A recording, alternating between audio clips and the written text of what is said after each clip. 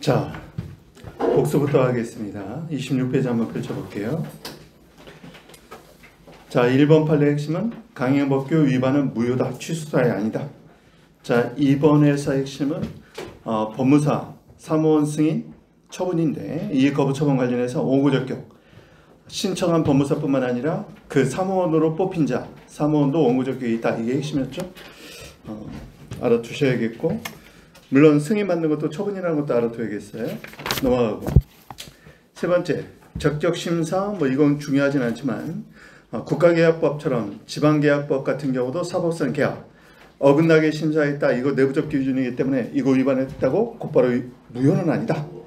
그것만 알아두시면 되겠습니다. 넘어가서 학생 징계에 관해서 규정이 없는 징계 처분 함부로 할 수 없다. 엄격하게 해석해야 된다. 학생 인권 조례 같은 걸 생각하면 되겠네요. 넘어가서 개발제한구역 지정과 관련된 내용인데요. 부진적 소유법 원칙적으로 적법하죠. 허용되고 예외적으로 신뢰보호 원칙에 반할 때인데 사항의 경우는 식품위생법상 영업 허가를 받고 면적 변경할 때 신고하도록 한 거. 그 전에 신고 규정이 신설되기 전에 영업 허가를 받은 자라고 하더라도 이 부진적 소유법 적용된다는 내용이었습니다. 다음 넘어가서 신고 수리와 관련해서 법령에서 정한 사유 외로는 거부할 수 없다. 다만 예외. 기속재량이 법리죠. 중대한 공익성 필요가 있을 때 그때는 수리를 거부할 수 있다. 그리고 다른 법률의 금지사항이 저촉될 때 그런 경우에도 수리를 거부할 수 있다. 그 정도 알아두시면 되겠습니다. 넘어가고 다음 세 번째 판례에서는 의제 규정이 없다면 의제 안 되는 거죠. 왜? 행정이나 법정주의 변경을 하기 때문에 엄격한 법적 근거가 필요하다. 알아둬야겠습니다. 그리고 예상지문은 두 번째에서 나왔지만 환경에 대한 판단에 관해서는 광범위한 재량이 인정된다는 거, 이 정도는 상식적으로 알아둬야겠다. 그래서 개발행위 허가 같은 경우도 환경 관련성이 많기 때문에 폭넓은 재량이 인정되는 것이죠. 넘어가서 네 번째 신고 수리와 관련해서는 우리가 원칙, 예외 또 다른 예외 머릿속에서 빠르게 스킵해 보세요. 의제는 신청 의무는 없다. 그렇지만 건축 신고, 개발행위 허가는 예외다. 다만 이런 경우에도 개발행위 허가를 받을 것을 묵시적 전제로 먼저 주된 건축 신고 수리할 수 있다. 다만 개발행위 허가 받지 못하는 걸로 확정됐다면 취소해야 된다. 뭐를? 건축 신고라든가 건축 허가를 취소해야 된다. 넘어갑니다. 자, 여기까지 복습이 끝났고 이제 36번인데 이거는 전압 판결에서 중요하긴 했지만 이게 올해 지금 몇 주 안 됐어요. 노무사 시험에서 올해 기출이 됐습니다. 사례로. 그래서 좀 알아둬야겠다. 그 예상지문 먼저 한번 볼게요. 육아휴직급여에 관해서는 이거는 강행 규정이다. 자, 거기 70조 2항이 있죠. 조금 설명이 좀 필요해 보이는데요. 이게 올해 우리 시험 문제하고 쟁점이 굉장히 비슷해요. 우리 시험하고 쟁점이 비슷한 게 뭐냐면 먼저 육아휴직부터 얘기하겠습니다. 고용보험법 70조 2항에 보면 육아휴직 신청 기간이 있어요. 이거는 이제 사회적으로 굉장히 시사성이 있겠죠. 육아휴직 하는 경우 제 주변에도 굉장히 많은데 시작 이후로 한 달 그리고 종료 후로부터 12개월 내에 신청을 해야 되는데 이게 훈시기정인지가 문제가 됐어요. 그러면 사실관계에서 뭐냐? 신청기간이 도과가 돼버린 거죠. 훈시규정이라면 도과가 됐더라도 신청할 수 있다 이렇게 가야 될 건데 강행규정이라면 안 되는 거죠. 지금 사안은 뭘로 나왔냐면 강행규정으로 보고 이 신청기간은 법률관계를 조속히 안정시키기 위해서는 중단이 없는 얘는 제척기간으로 봤어요. 자, 이게 논란이 있는 이유는 뭐냐면 나중에 보면요. 같은 법 107조에 보면 107조의 2항에 보면 이 법에 따른 신청권에 관해서 이 법에 따른 권리에 대한 소멸시효가 규정되어 있어요. 이 소멸시효가 2년인가 3년으로 되어 있네요. 그래서 당연히 원고 측, 국민 측의 변호사는 이렇게 주장했겠죠. 제척기간이 있는데 이거는 육아기간 끝난 뒤로부터 1년이거든요. 그렇지만 이 법에 따른 권리는 소멸시효가 3년이란 말이에요. 1년이 도과됐지만 3년 이내라면 신청할 수 있는 거 아니냐 이렇게 원고가 주장했겠죠. 주장을 했지만 판례가 배척했어요. 얘는 제척기간이다. 법률관계의 조기 확정이다. 그러면 얘는 뭔데? 라고 지금 나온 거예요. 그런데 우리 법은 이런 식으로 규정되어 있는 것들이 상당히 많이 있다는 것이죠. 올해 우리 시험 문제가 그랬어요. 올해 우리 시험 문제 2회 때 나왔던 문제하고도 비슷한데 여기 보세요. 공무원이요. 퇴직연금을 받기 위해서는 공무원연금관리공단에 지급 신청을 해야 됩니다. 그래서 일정한 자기가 퇴직했을 때 소득기간 장애 확인을 받아서 신청을 해요. 그러면 공단이 퇴직연금 받을 자격이 있다. 지급결정을 해줍니다. 근데 지급결정을 만약에 거부했다. 그럼 얘가 처분이라는 거죠. 우리 판례는 뭐라고 얘기했냐면 지급결정 이건 처분이라고 왔어요. 지급결정이 되면 추상적 권리가 구체화된다고 봤고 지급결정이 이루어지면 너는 대상자야 라고 결정되면 그 이후에 퇴직급여 청구권은요. 공무원연금법에 따라서 발생하고 이건 제척기간 5년이 돼요. 소멸시효가 5년이 됩니다. 똑같아요. 지급결정된 이후로는 지급결정이 되면 추상적 권리는 구체적 권리가 되기 때문에 만약에 일정 부분의 법이 개정돼서 미지급된 부분에 관해서는 이것은 이미 구체적 권리로 확정됐기 때문에 법률에 의해서 이미 구체적 권리로 확정됐기 때문에 얘는 뭘로 다퉈야 된다? 얘는 공당사로 다퉈야 된다. 이거였단 말이죠. 얘는 이제 항고소송으로 다투는 거고. 똑같아요. 공단이 지급 결정을 해주면 추상적 권리는 구체적 권리가 된다. 구체적 권리에 관한 소멸시효는 나중에 보면 5년이란 말이죠. 5년 내에는 당사자 소송을 통해서 이 권리가 있으면 확인받을 수 있는데 올해 우리 시험에 이게 나온 거죠. 법령 개정에 의해서 지급되지 않은 부분을 달라고 했는데 거부했는데 취소송을 제기했다고 나왔어요. 그래서 소재기에 적법한가 이렇게 물어봤죠. 적법하지 않다. 그래서 당사자 소송으로 소호 변경이 문제된다. 이게 올해 우리 시험 문제였단 말이야. 근데 얘가 똑같아요. 얘가 똑같아서 107조 2항에 따라서 신청을 해서 여기서 얘처럼 지급 결정이 되면 이때는 추상적 권리가 구체적 권리가 된다고 봤고 지급 결정에 의해서 구체적 권리가 되면 이 권리의 소멸시효를 107조 2항에서 규정하고 있다고 이렇게 본 거예요. 그래서 시효와 관련해서 행정법은 이렇게 2단계로 정하는 경우도 있다. 이 판례를 원문을 한번 읽어보면 이렇게 나온단 말이죠. 제척기간만 규정한 경우도 있고 소멸시효만 규정한 경우도 있고 양자를 이렇게 동시에 규정하는 스타일이 있는데 지금 고용보험법은 이 스타일이라는 거예요. 세 번째. 그리고 이게 올해 우리 시험에서 봤던 공무원연금법도 동일한 사안입니다. 지급결정을 받아서 일정한 자격이 있는 자에게 권리가 발생하면 그 권리의 소멸시효는 국가재정법이나 이런 거에 의하면 국가와 관련된 권리로 보통 5년으로 가거든요. 여기는 이제 3년이긴 하지만 자 그것까지 알아두시면 좋겠어요. 예상지문 한번 봅니다. 고용보험법 70조 2항 거기 체크하시고 육아휴직급여에 관한 법률관계를 조속히 확정에 의한 강행규정이다. 체크합니다. 따라서 이 신청기간 내에 지급신청을 무조건 해야 된다는 거예요. 강행규정이어서 이 신청기간 내에 밑에다 줄 빼고 제척기간 이렇게 적어놓습니다. 그래서 심플하게 정리하면 고용보험법 70조 2항은 제척기간 107조 2항은 소멸시효 이렇게 규정이 되어 있다는 얘기죠. 그러면 올해 노무사 시험 문제 기출문제는 제가 이순한테 반영한다고 얘기했죠. 거기는 어떻게 나와 있느냐. 지급 신청을 했는데 거부가 나온 걸로 나왔어요. 그러면 처분이기 때문에 항고소송으로 다투어야 됩니다. 물론 청구권이 있느냐가 논란이 되긴 하는데 이 신청기간 육아휴직이 끝난 날로부터 1년 범위 내인데 예외 규정이 있어요. 예외 규정. 아이가 뭐 아프다든가 이런 여러 가지 예외 규정이 있는데 예외 규정이 논란이 됐던 문제로 시험 문제를 냈어요. 이건 이순한테 한번 풀어보면 좋겠고 어쨌든 이 판례는 전화합의체 판결이죠. 전화 판결이기 때문에 일단 중요하기도 하고 타 시험에서 사례로 나왔기 때문에 좀 알아둘 필요가 있겠다. 아주 어렵게는 안 나올 것 같고 그 예상 지문이죠. 이게 지금 핵심이었단 말이야. 70조 2항이 강행법규냐 훈시규정이냐. 강행법규다. 그리고 강행법규고 법률관계를 조속히 확정하기 위한 제척기간이다. 중단이 없다. 따라서 이 기간 넘으면 안 된다. 다만 예외적으로 권리를 인정하는 경우가 있다는 거죠. 그 정도만 보시면 되겠습니다. 이건 별표에 쳐놓으세요. 타 시험에서 한번 나온 거기 때문에 객관식에서 한번 나올 가능성이 있어요. 자, 다음 38페이지로 넘어갑니다. 법규민 형식 행정규칙이네요. 자, 예상지문 1번을 한번 봅니다. 우리 시험에서 나온 거죠. 중간에 나온 개발행위허가 운영지침 행정규칙이다. 작년에 이거 여러 번 써줬었는데 그대로 시험에 나왔어요. 타 시험 기출했단 말이죠. 개발행 허가 운영 재칙. 왜냐면 얘가 왜 문제가 되냐면 원심까지는 법령 보충적 행정규칙으로 봤어요. 원심까지는 대법원에서 파기환송한 사건입니다. 이거는 법규명령 형식 법령 보충적 행정규칙, 즉 법규명령 효력이 없다. 행정규칙에 불과해서 대적 구속력이 없다.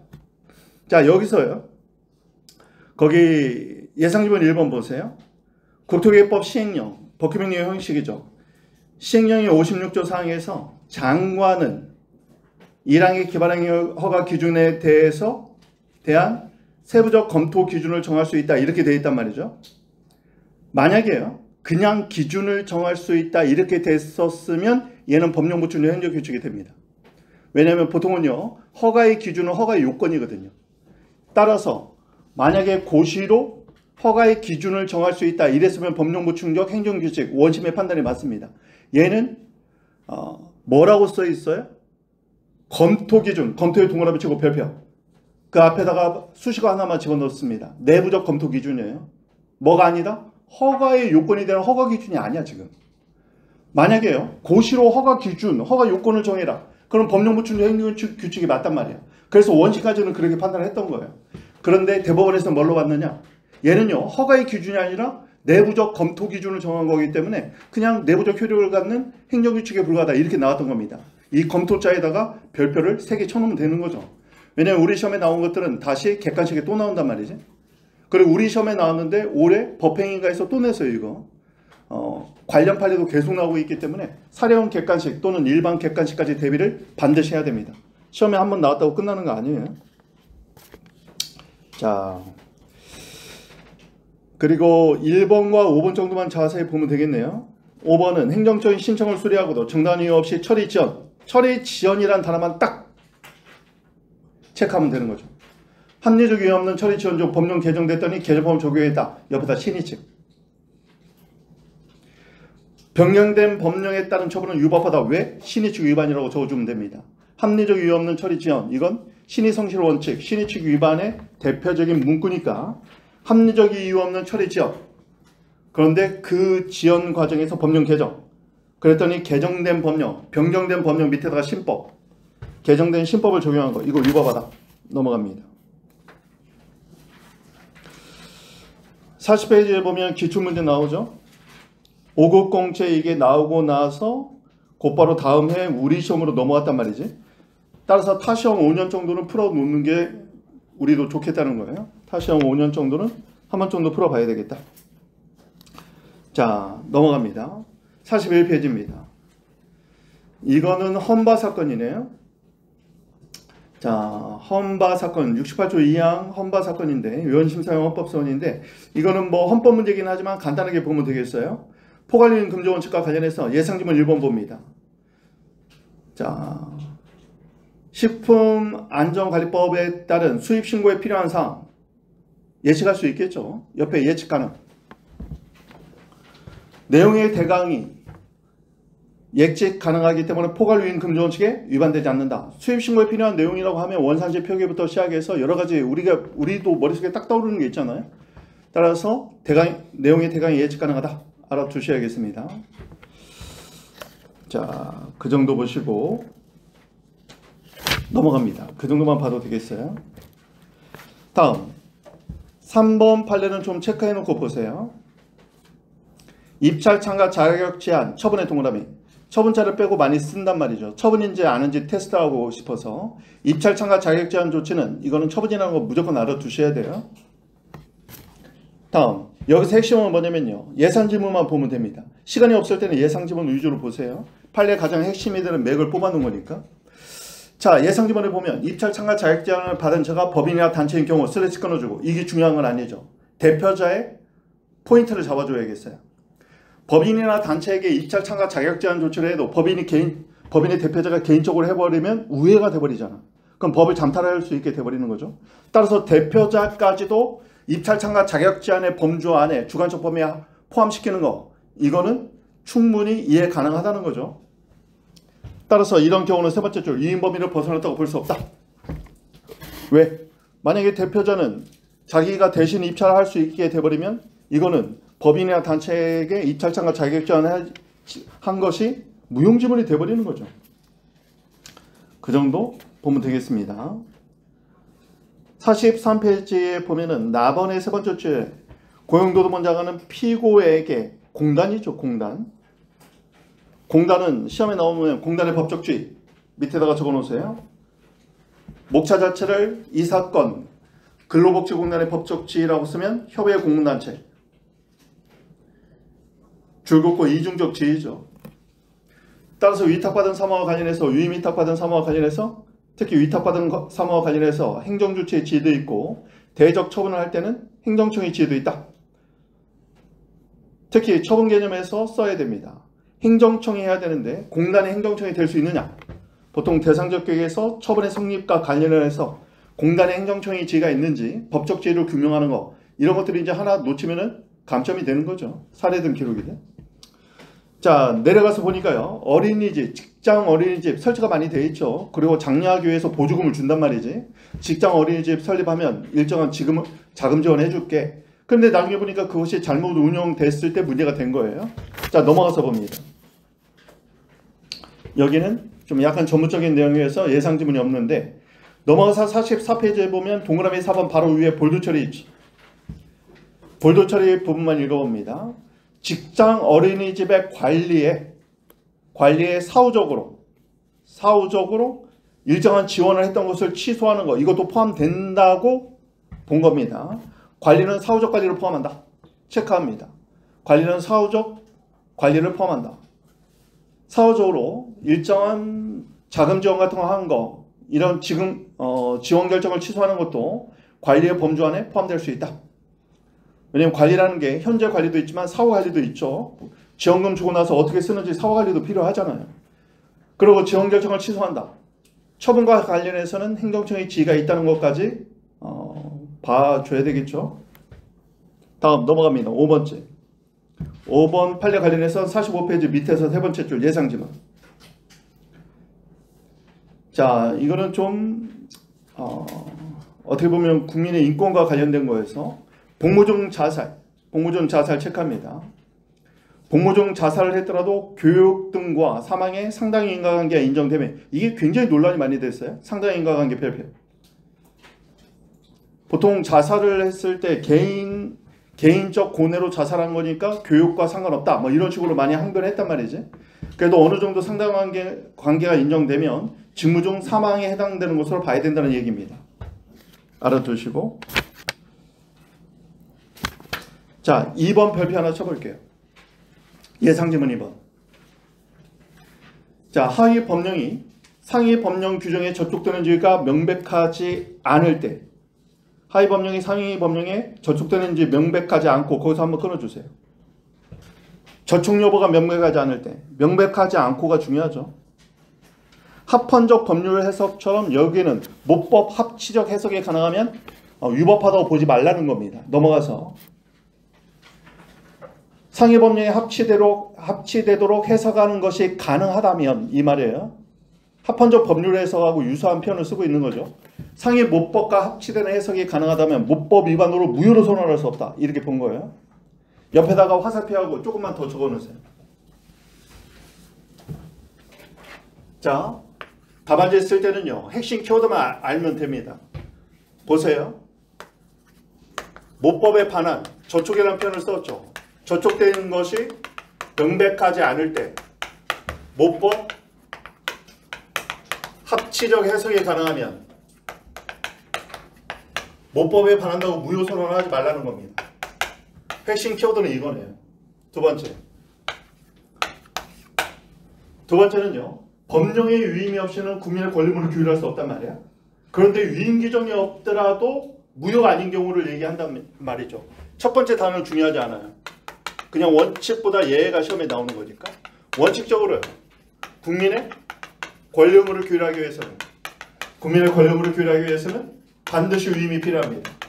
법령의 유임이 필요해요. 법령이니까 법률 해석부터 시작해서 대통령에서 총리랑 부령으로 유임이 필요합니다. 그런데 예외적으로 이 예외를 1번하고 이 예외를 같이 쓰면 좋을 것 같아요. 첫 번째는 뭐냐? 첫 번째는 모법의 해석 가능한 것을 모법에 해석 가능한 범위 내에서 설치한 것이라든가 또는 모법을 구체화시키는 내용일 때, 자 이거 기억하세요. 모법에 해석 가능한 범주의 내용일 때 또는 모법을 구체화시킬 때 이럴 경우에는 직접적 유임 규정이 없더라도 무효는 아니다.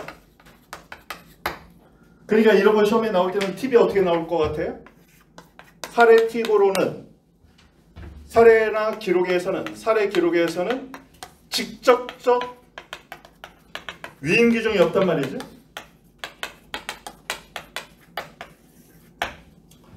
변론서 같은 거 만약에 쓴다면 직접적 유임 규정이 없어도 이거 무효 아닙니까? 법률 상단 일지에서 이런 힌트를 딱 주겠죠. 판례 공보에는 없는데 어떤 판례가 있냐면 이게 이제 법원행시는 이제 판사들이 들어가서 시험 문제 내거든요. 근데 이게 법행위 21년도 기출이에요. 근데 이거는 찾아도 안 나오는데 자, 여객자동차 운수사업법입니다.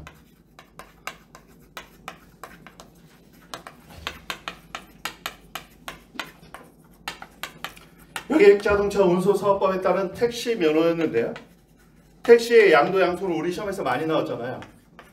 양도, 양수에 대해서 인가를 받아야 돼. 그런데 이 법률에서 뭐라고 되어 있냐면 인가를 받지 않으면 무인가를 받으면 인가를 받지 않고 양도, 양수를 해서 영업을 했다면 이런 경우에는 면허를 취소할 수 있다는 규정이 있어요. 규정이 있는데 문제는 뭐냐면 시행령입니다. 시행령에서는요. 인가를 받지 않고 무인가뿐만 아니라 뭐가 나와 있냐면 부정한 방법으로 양도, 양수에 대해서 인가를 받았을 때 이게 이제 잘 보세요.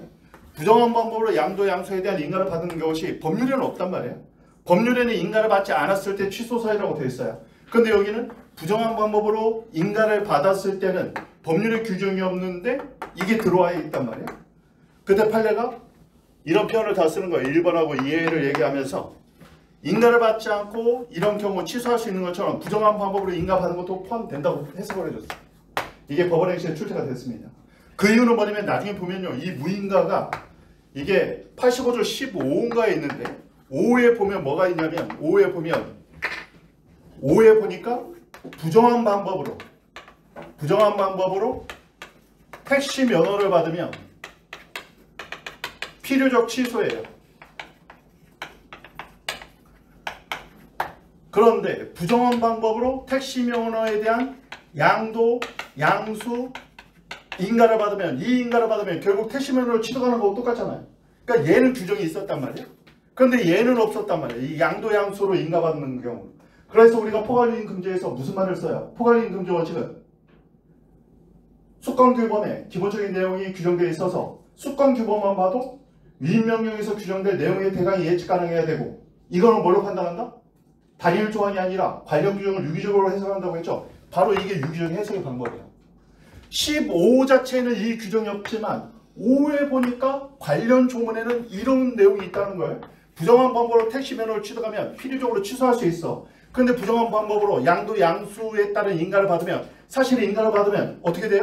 인가를 받으면 잘 보세요. 인가를 받으면 양도인은 택시 면허를 취득할 요구가 나온단 말이에요. 취득할 요구가 나오니까 5호하고 똑같아지는 거잖아. 그러니까 관련 조항을 유기적으로 해석했을 때 인가를 받지 않고의 부정한 방법으로 인가를 받는 것까지 충분히 모법에 해석 가능한 범죄라고 본 거예요. 이거 법원행시에서 기출된 내용인데 좀 시중에 이거 풀어놓은 거 다 틀려 있거든. 왜냐면 이게 판례 공고에 없어요. 이 판례. 어제 어렵게 찾았는데 아는 판사하는 애 통해서 그 내부 자료로 받았는데 이 판례가 있어요. 근데 판례 번호 검색해도 안 나오더라고. 다 로엠비나 이런 데 다 검색해봐도. 어쨌든 이것도 알아둬야 됩니다. 그리고 객관식에 많이 나오죠. 이거 1번도 많이 나왔고 2번도 많이 나왔어요. 꼭 알아두세요. 자, 다음 46페이지의 6번입니다. 예상지문 1번. 이것도 중요하네요. 가름하여 과징금, 변형된 과징금이죠. 변형된 과징금은요, 재량이라는 것도 알아두세요. 위에다 줄 빼고 재량. 영업정지보다 과징금이 훨씬 상대방한테 유리한 거거든요. 왜냐면 영업을 계속할 수 있어도 고객을 유지할 수 있잖아요. 그래서 가름하는 과징금은 행정처의 재량이라는 것도 기억하고, 그런데 이것이요, 어떻게 보면 행정청이 국민에 대한 어떤 규제권으로서 너는 나한테 잘 보였으니까 내가 가름하여 과징금으로 바꿔줄게. 그래서 이게 남용 가능성이 계속 지적돼 왔단 말이죠. 그러다 보니까 가름하여 할 수 있는 변형된 과징금의 범위를 축소하려고 하는 해석이 지금 나온 거예요. 그래서 그 전에 논란이 많았기 때문에 뭐라고 써 있는지 한번 보세요. 사업정지에 가름하는 과징금, 변형된 과징금은요, 핵심은 세 번째 줄입니다. 변형된 과징금을 할 수 있는 위반행위의 종류까지도 구체적으로 위임해 줘야 된다는 거예요. 따라서 구체적으로 위임된 거 외에 유사한 것까지 변형된 과징금으로 자기 마음대로 행정청이 할 수 없다는 겁니다. 위반행위의 종류도 구체적으로 위임한 것으로 봐야 된다. 따라서 자기들 재량으로 변형된 과징금을 여기저기에다 껴맞추지 마라. 그래서 좀 축소하려고 하는 그런 의도가 숨어있다. 알아두시면 되겠습니다.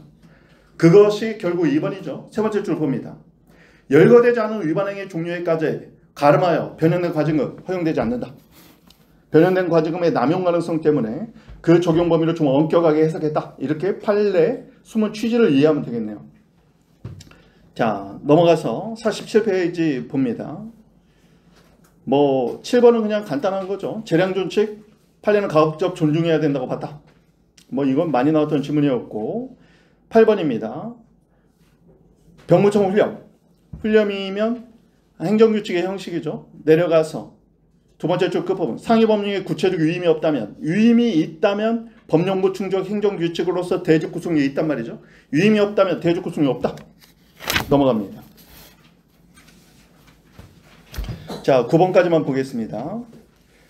자, 예상지문 49페이지입니다. 49페이지 예상지문 빠르게 한번 읽어보세요.